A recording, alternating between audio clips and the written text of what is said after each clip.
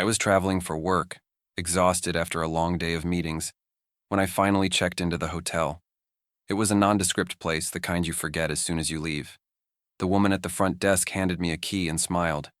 "Room 326, she said. I nodded and dragged my suitcase to the elevator, eager to collapse into bed. When I reached the third floor, the hallway stretched out before me, dimly lit and eerily quiet. My footsteps echoed as I walked, and I couldn't shake the feeling that something was off. The numbers on the doors seemed normal: 320, 322, 324. But then I stopped. There was no 326. I stood there, confused. Where my room should have been, there was only a blank wall. I checked the key again, thinking I must have misheard, but it clearly said 326. Annoyed, I headed back to the elevator, ready to demand answers from the front desk. That's when I saw it. As I turned, I noticed a door where there hadn't been one before. It was old, its wood dark and weathered, with deep scratches across the surface. The numbers 326 were carved into it, uneven and jagged, as if done in a hurry. A strange, sour smell wafted from the edges of the door. My stomach tightened, but I told myself I was just tired. I inserted the key and turned the knob. The door creaked open, and I stepped inside. The room was freezing, far colder than the rest of the hotel. The lights flickered as I reached for the switch, and a dim, yellowish glow filled the space. It was unlike any hotel room I'd ever seen.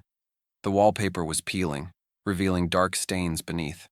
The carpet was damp, and every step made a squelching sound. A heavy, metallic smell hung in the air. I wanted to leave, but something compelled me to stay, like an invisible force pushing me further inside. The bed was unmade, the sheets crumpled and stained. A single chair sat in the corner facing the window. Its back was to me, but I could see the faint outline of someone sitting there. "Hello," I whispered, my voice shaking. The figure didn't move. I felt a chill run down my spine as I took a hesitant step forward. The chair creaked, and the figure turned slowly. There was no one there. I stumbled back, my breath coming in shallow gasps. The shadows in the room seemed to stretch and twist, and I heard a faint sound, a low whispering, like a dozen voices speaking at once. The whispers grew louder, filling my ears with words I couldn't understand. I turned to leave, but the door was gone. The wall was solid, as if the door had never existed. Panic took over, and I pounded on the wall, screaming for help. The whispers turned into laughter, cold, cruel, and echoing all around me. I turned back to the room and saw the chair was facing me now, empty but rocking slightly. The last thing I remember is the sound of footsteps behind me and a hand gripping my shoulder, icy and strong. When I woke up, I was lying in the hotel lobby, my suitcase beside me. The front desk clerk looked confused. "We don't have a room 326, she said. I didn't argue. I grabbed my things and left as fast as I could. But even now, I still hear that laughter in my dreams, and sometimes I feel that icy hand on my shoulder when I'm alone. I woke up suddenly, my room unusually quiet, as if the world outside had stopped breathing. The clock on my nightstand glowed 3:17 a.m. I didn't know what had woken me, but something felt wrong. The air was heavy, almost suffocating, and the darkness seemed thicker than it should be. I rubbed my eyes and froze. There, at the edge of my bed, stood a figure. It wasn't moving, just standing there, tall and unnaturally still. My heart pounded in my chest and a cold sweat broke out on my forehead. At first I thought it might be my eyes playing tricks on me. Maybe a shadow from the furniture or a stray coat draped over a chair. But no, this was something else. The figure was blacker than the surrounding darkness, a deep void that seemed to swallow the faint light from the clock. Its outline was sharp and human-like, but there were no details. No face, no features, just a black silhouette. I wanted to scream, but my throat felt tight, like something was gripping it from the inside. I tried to convince myself it wasn't real. Maybe I was dreaming. I pinched my arm hard, the pain sharp and clear, but the figure didn't vanish. It was real, and it was watching me. The figure's head tilted slightly, like it knew I was awake now. That tiny movement sent a chill racing down my spine. My mind raced. Should I run? Turn on the light? Call for help? But I couldn't move. My body was frozen in place, paralyzed by fear. Then it stepped closer. The sound of its movement was barely audible, like the faint rustle of fabric dragging across the floor. It took another step, and the bed creaked slightly, as if it was leaning forward. I pulled the blanket up to my chin, as if that thin layer of fabric could protect me. My breath came in shallow gasps, and tears blurred my vision. Who are you? I managed to whisper, though my voice was shaky and weak. The figure didn't respond. It just stood there looming over me, its presence oppressive and unnatural. The room grew colder. My breath fogged in the air, and I could hear my heartbeat echoing in my ears. The figure bent down, its featureless face inches from mine. Though it had no eyes, I could feel it staring into me, deep into my soul. A sound began to fill the room, a low guttural noise like a growl or a whisper in reverse. It grew louder, pressing against my ears until I thought I would go mad. Then, as suddenly as it had appeared, it was gone. The room was silent again, the air warm and still. I sat up, trembling, and switched on the bedside lamp. There was nothing there. No sign of anyone or anything. I didn't sleep for the rest of the night. The next morning I found scratches on the footboard of my bed, long and deep, as if clawed by something not human. I told myself it couldn't be real, that it had to be a nightmare. But every night since, I've slept with the lights on. And sometimes, when I wake in the middle of the night, I swear I can still feel it standing there, watching, waiting.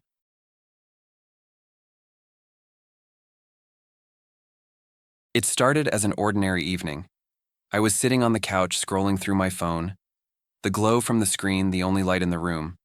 The house was quiet, almost too quiet, but I didn't mind. I enjoyed the stillness after a long day. That's when my phone buzzed in my hand. A call. I glanced at the screen and froze. My number was calling me. For a moment, I thought it was some kind of glitch. Maybe it was a prank. But the phone kept buzzing, the vibration rattling against my fingers. My own name flashed on the screen and my heart started pounding. My throat felt dry as I hesitated, staring at the incoming call. Finally, curiosity and a creeping sense of dread got the better of me. I answered. Hello? My voice came out shakier than I intended. There was silence at first, just the faint sound of static. Then I heard it, a soft, raspy breath followed by a whisper. Why did you leave me? The voice was mine. I gripped the phone tighter, my knuckles turning white. Who is this? I demanded, trying to keep my voice steady. The static grew louder, and then the voice spoke again. You shouldn't have left me. I hung up, my hands trembling. My heart was racing, and the quiet of the house suddenly felt oppressive. I stared at the phone, half expecting it to ring again. But it didn't. I tried to shake off the unease. Maybe someone was playing a cruel joke.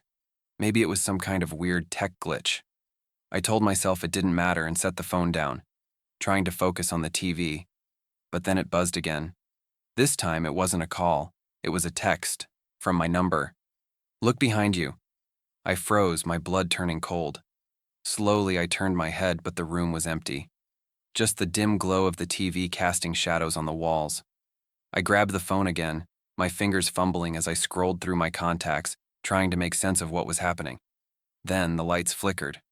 Once, twice, and went out completely. The only light now was from my phone. The screen buzzed to life again. Another text. I'm here. A wave of panic surged through me. I jumped up, backing toward the door, clutching the phone like it could protect me. My breaths were shallow, my ears straining for any sound. That's when I heard it. A faint tapping sound, coming from the hallway. It was slow, deliberate, and getting closer. I pointed the phone's flashlight toward the hallway, but the beam of light seemed too weak, swallowed by the darkness. The tapping stopped, replaced by a soft, raspy laugh. My laugh. And then I saw it. A figure standing at the end of the hallway. It looked like me. Same face, same clothes. But its eyes were empty, hollow, and its grin stretched too wide, showing rows of sharp, jagged teeth. It tilted its head, mirroring the fear on my face. You can't escape me, it whispered. I turned and ran, not stopping until I was outside, the cold night air biting my skin. My phone buzzed again, but I didn't look. I threw it as far as I could and kept running, the sound of my own laughter echoing in my ears. I never went back to that house. But sometimes at night, I swear I can still hear my phone buzzing, calling me back.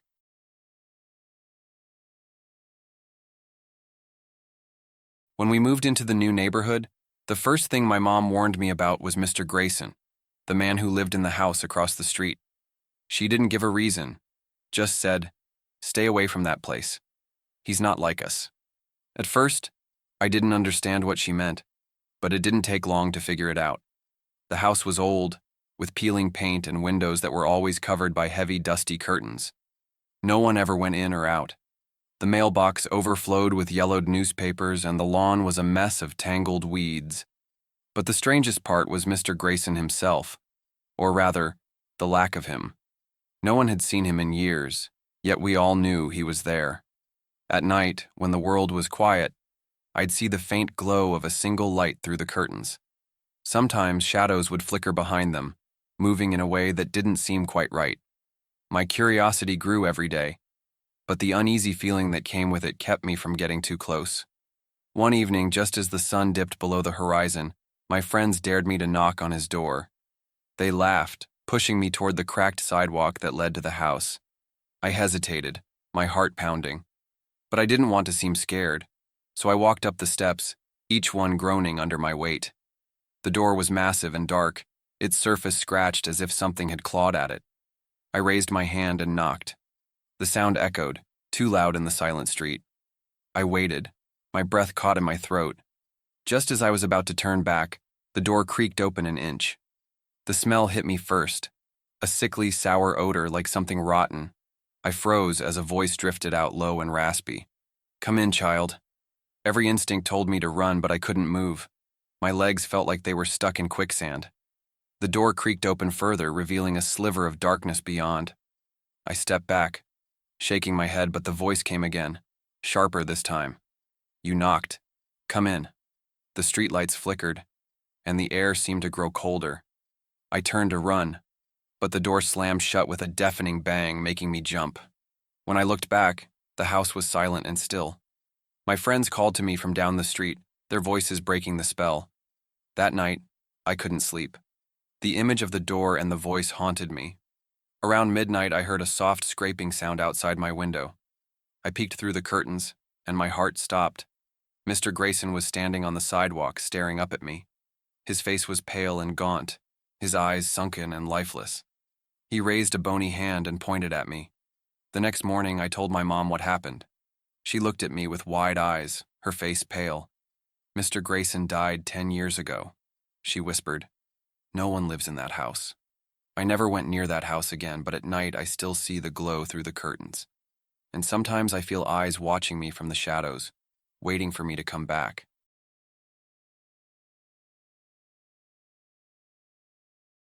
I was on my way home from work later than usual. The streets were quiet, with only the dim glow of streetlights cutting through the night. The cool breeze felt unsettling, brushing against my skin like a whisper. I had walked this route 100 times, but tonight, something felt different. Off, somehow. It started when I passed the playground. Normally, it was empty at this hour, the swings swaying gently in the wind. But tonight, someone was sitting on one of the swings.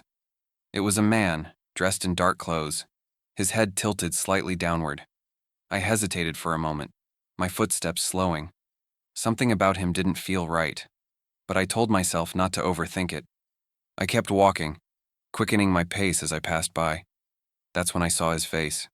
He turned his head just slightly, enough for me to catch a glimpse.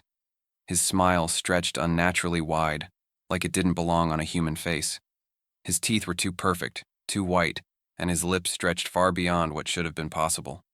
My stomach twisted and I looked away, trying to convince myself it was just a trick of the light. I kept walking, my heart pounding in my chest. I could feel his gaze on me, like cold fingers brushing against the back of my neck. I told myself not to look back, not to give in to the fear clawing at me. But then I heard it. A soft, low chuckle that sent a shiver straight down my spine. I couldn't help it. I turned around. He was standing now, just a few feet behind me. His smile was even wider, stretching so far that it looked like it would split his face in half. His eyes were dark, empty, and fixed on me. "Where are you going?" he asked, his voice smooth and cold, like the sound of ice cracking. I couldn't answer. My legs felt frozen, as if the weight of his stare had anchored me to the spot. He took a step closer, and I finally snapped out of it. I turned and ran, my breath coming in ragged gasps.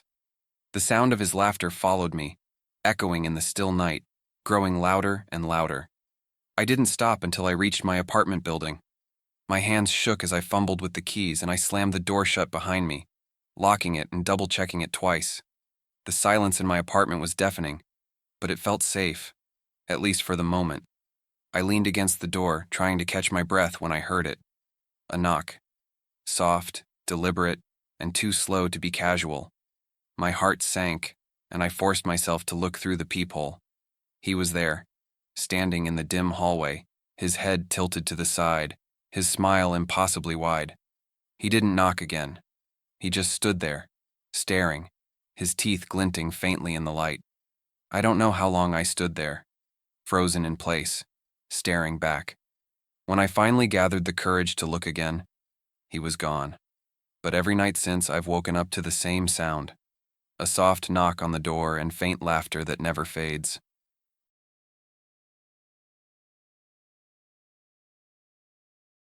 It was late, and I was the last one in the office. The building was eerily quiet, the kind of silence that presses down on you.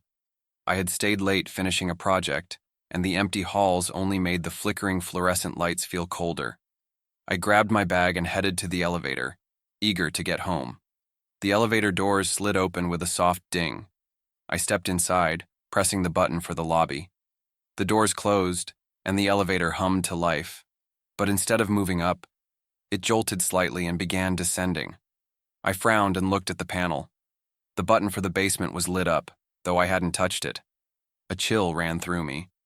The basement was unused, filled with old storage and leftover equipment. Nobody ever went down there, especially not this late. I pressed the lobby button again, but the elevator didn't respond. It continued its slow descent, the hum growing louder, almost like a groan. When the elevator finally stopped, the doors opened with a creak. The air that rushed in was damp and cold, carrying a faint metallic smell. The basement was pitch dark except for the faint red glow of an exit sign far in the distance. I stayed frozen in place, staring out into the darkness. I didn't want to step out, but something compelled me to lean forward, peering into the void. That's when I saw it. A shadow, tall and motionless, standing just beyond the faint light of the elevator. My breath caught in my throat. It wasn't shaped like a person. Its edges were jagged, uneven, like something trying to mimic a human form but failing.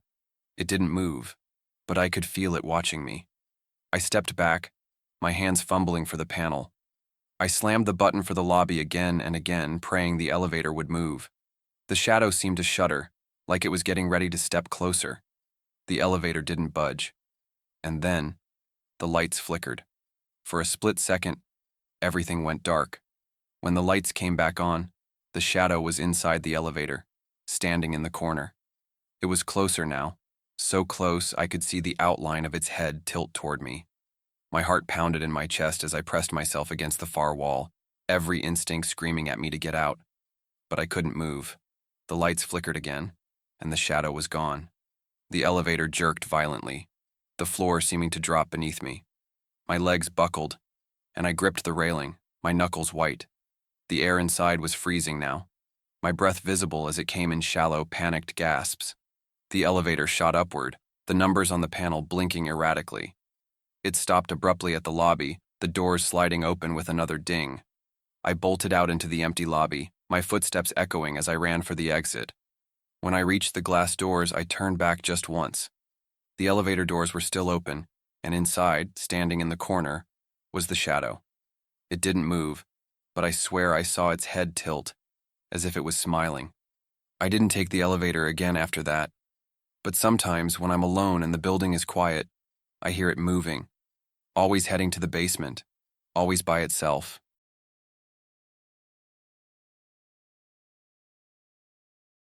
The photograph sat on my desk, a glossy memory of the day we spent at the lake. It was a group picture. Me, my best friend Claire, and a few others. We had laughed, swam, and grilled burgers. The perfect summer day. But now, as I stared at the photo, something wasn't right. My hands trembled as I brought it closer to my face. There was a face in the picture that didn't belong. It was faint at first, almost hidden in the background behind Claire. A pale, blurry face peering out from between the trees. Its eyes were wide, staring directly at the camera, and its mouth twisted into a sickening grin. The more I looked, the more it seemed to come into focus, like it was pressing through the photo. My stomach churned. I knew everyone who had been there that day, and this wasn't one of us. I showed it to Claire the next day at school. She frowned, squinting at the face. "That's creepy," she said, her voice uneasy. "Maybe it's just a trick of the light." But it didn't feel like a trick. That night I sat in my room, staring at the photograph again. The face seemed sharper now, more distinct. I tried to shake the feeling that it was watching me. Finally, I shoved it into a drawer and turned off the lights. I woke up in the middle of the night, my throat dry. The room was silent, but something felt wrong. I glanced at the drawer where I'd hidden the photo. It was open, just a crack. My heart raced. I was sure I'd closed it. I got up slowly, every step feeling heavier than the last, and pulled the drawer open. The photograph was lying on top, but the face was different now. It wasn't in the background anymore. It was closer, almost next to Claire. Its features were sharper, its grin wider, and its eyes seemed to glow faintly. My hands shook as I shoved the photo back into the drawer and slammed it shut. The next morning, Claire didn't show up for school. Her mom called later saying she hadn't come home the night before. I felt sick. The image of that face kept flashing in my mind. I decided to burn the photo. Whatever it was, I didn't want it near me anymore. That night, I pulled the photograph from the drawer and took it outside.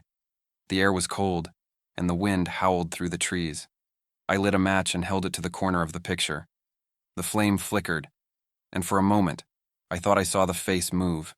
It twisted, as if it was trying to scream, but no sound came out. The fire consumed the photo, leaving only ashes. I felt a strange relief, like a weight had been lifted. But when I turned to go back inside, I froze. Standing at the edge of the yard, bathed in the dim glow of the porch light, was the face. Only now it wasn't faint or blurry. It was real. Its hollow eyes fixed on me, its grin stretching impossibly wide. It whispered my name. Then it stepped forward.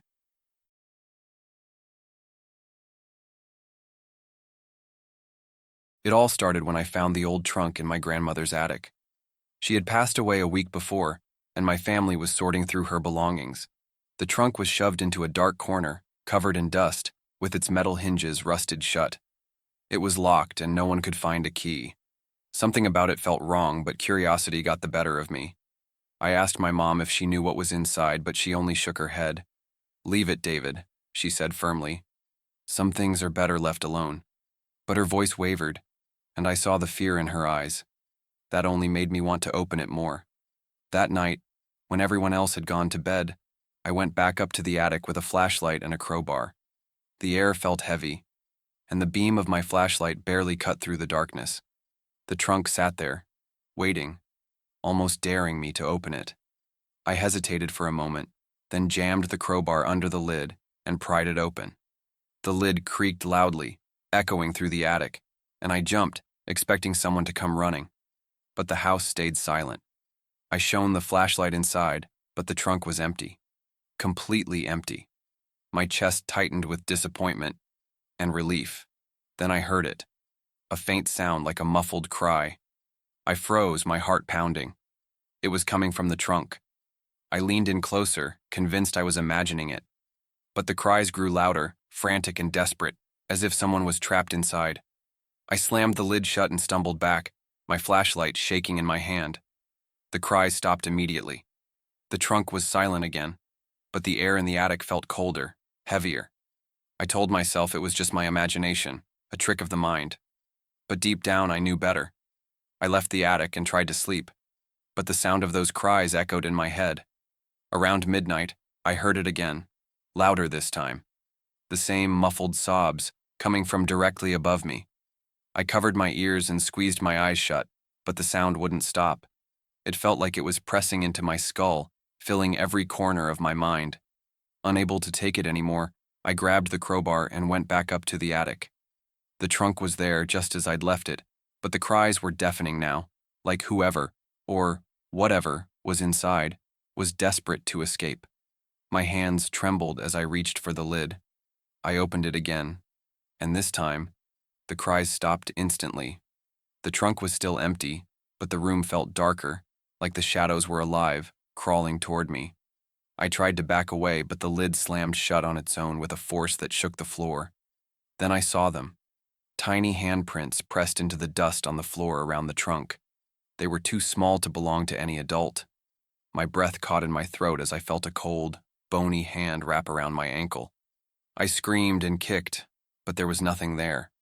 I ran out of the attic and locked the door behind me, but the cries continued, louder and more anguished. They haven't stopped since. Even now I can hear them, night after night, echoing through the house. And the worst part? The trunk is in my room now. No one moved it. It just appeared.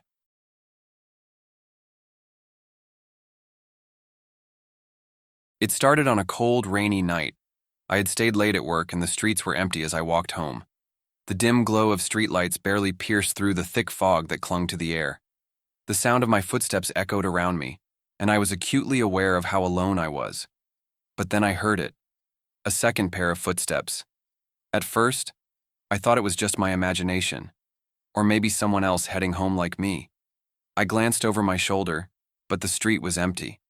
I quickened my pace, but the sound grew louder, keeping in perfect rhythm with mine. My heart began to race. I turned around again, my breath fogging in the cold air, and that's when I saw him. A figure stood at the far end of the street, partially hidden in the shadows. He wasn't moving, just standing there, staring at me. He was too far away for me to make out his face, but something about him felt wrong. His posture was unnatural, slightly hunched, as if he were ready to lunge at any moment. I told myself to stay calm. Maybe he was just a stranger passing by, but my instincts screamed otherwise. I crossed the street, hoping to put some distance between us, but as I moved, so did he. He didn't run, but his slow, deliberate steps sent chills down my spine. The way he moved. It was like he was gliding, his feet barely making a sound now. I turned down another street, hoping to lose him, but when I glanced back, he was closer. His face was still hidden by the shadows, but his head tilted slightly, as if he were amused by my fear. Panic set in, and I broke into a sprint, my bag bouncing against my side as I darted through alleys and side streets. I didn't stop running until I reached my apartment building. My hands were shaking so badly that it took me 3 tries to unlock the door. Once inside, I slammed it shut and bolted it, leaning against it as I tried to catch my breath. I peered through the peephole, but the street outside was empty. Relief washed over me, but it was short-lived. I moved to the window to double-check, and that's when I saw him. He was standing across the street, staring up at my apartment. The dim light finally revealed his face. It was pale, unnaturally so, and his eyes were wide, too wide. His mouth twisted into a grin that stretched far beyond what was humanly possible. I stumbled back from the window, my chest tight with fear. My phone buzzed in my pocket, and I snatched it up, hoping to call for help. But there was a message on the screen. It was from an unknown number. I'm already inside. My blood turned to ice as I heard the faint sound of a door creaking open behind me. I froze, unable to turn around, as cold air brushed the back of my neck. A low, raspy voice whispered into my ear, "You can't run from me." The lights flickered and everything went dark.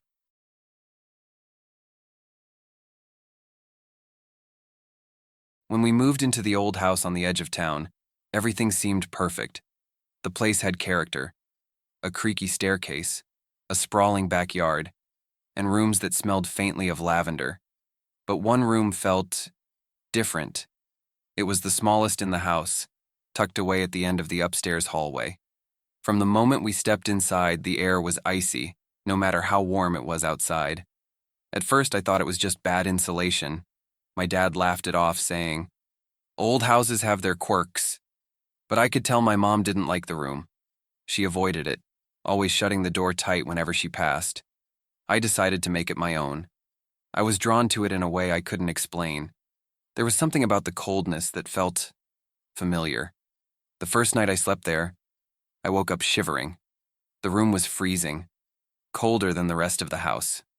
I grabbed an extra blanket and tried to fall back asleep, but that's when I heard it, a faint tapping like fingernails on glass. I sat up, my breath visible in the icy air. The sound was coming from the window. I told myself it was just a tree branch, but when I looked, nothing was there. Just the frost-covered glass, though it wasn't cold enough outside for frost. I brushed it off and went back to bed, but the tapping continued every night after that. Sometimes it was soft and rhythmic. Other times, it was frantic, almost angry.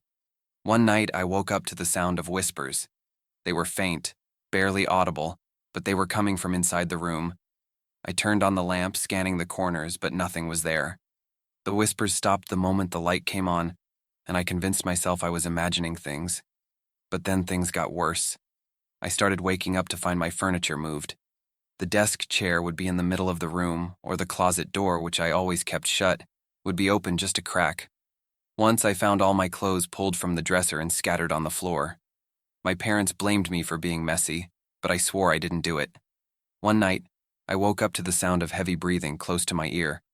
My body froze as the icy air pressed down on me. I tried to turn on the lamp, but it wouldn't work. The whispers started again, louder this time, circling me, growing into a low growl. Suddenly, the temperature in the room dropped even further, and I could feel something standing at the foot of my bed. My heart raced as I slowly turned my head. In the dim light, I saw a figure, tall, shadowy, with hollow eyes that seemed to swallow the darkness around them. It didn't move, just stood there, staring. I screamed, and the lights flickered back on. The figure was gone, but the frost on the window spelled out one word: leave. I packed my things and slept in the living room that night. We moved out a month later, but I still dream about that room. No matter where I go, I can still feel the cold creeping into my bones, and I swear, on quiet nights, I can still hear the whispers.